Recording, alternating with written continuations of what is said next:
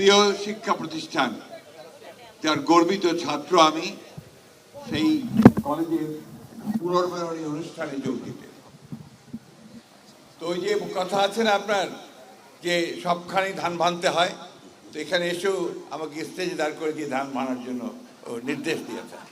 সবুকে ধন্যবাদ যে সে আমাকে একটা সুযোগ করে দিয়েছে।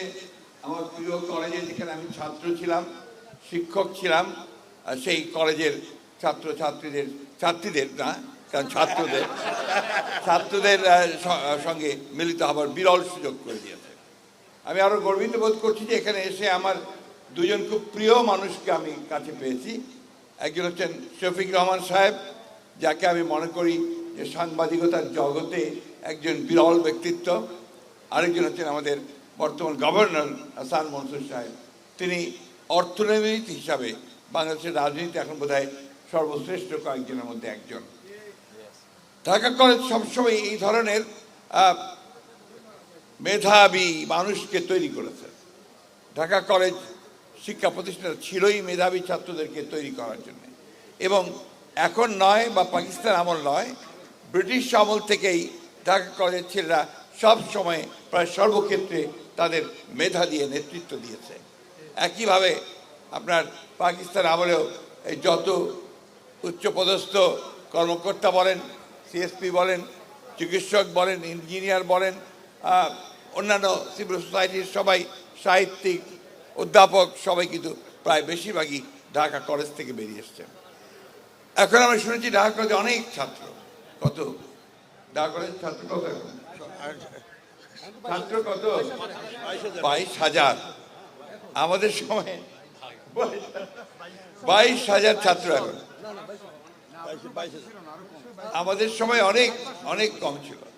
কিছুক্ষণ আগে যেটা হাসান মনসুর সাহেব বললেন, যে আসলে আমাদের প্রিন্সিপাল ছিলেন জালালউদ্দিন সাহেব, বিখ্যাত মানুষ, অনেক দিক থেকে বিখ্যাত। শিক্ষক হিসেবে বিখ্যাত ছিলেন, প্রিন্সিপালের প্রশাসক হিসেবে অত্যন্ত একজন ভালো প্রশাসক ছিলেন।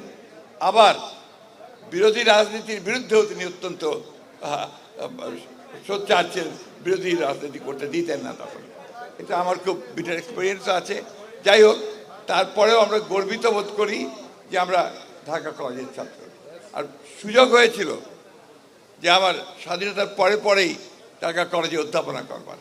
সেই সময়কার যে এক্সপিরিয়েন্স, আমার যে অভিজ্ঞতা, সেটা আমার জীবনের একটা বিরাট একটা পাথে হয়ে থেকেছে সবসময়।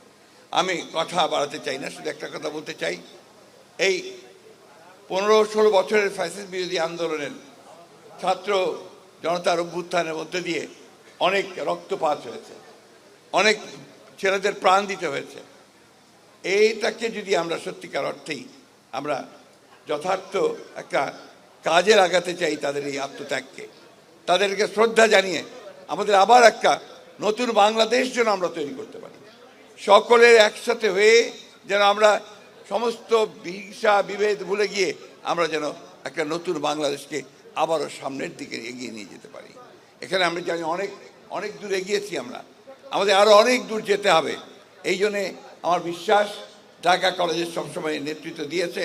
ঢাকা কলেজের ছাত্ররা সর্বক্ষেত্রে এখন মেধার ক্ষেত্রে সবচেয়ে বেশি আমি মনে করি তাদের নেতৃত্ব দেওয়ার বোধহয় খুব বড় সময় এসেছে। তাই আসুন, আজকে এখানে যারা এসেছেন, উপস্থিত আছেন, সকলকে আমি শুভেচ্ছা জানাচ্ছি আন্তরিকভাবে, এবং এই প্রার্থনা করছি মহান আল্লাহ তাআলার কাছে যে আল্লাহ তাআলা যেন আমাদেরকে মাথা উঁচু করে থাকবার এই সম্মানটুকু আমাদের যেন সব সময় দেন, যে আমরা ঢাকা কলেজের ছাত্র ছিলাম। এটা আমাদের জন্য বিরাট সম্মান, গর্বের কথা।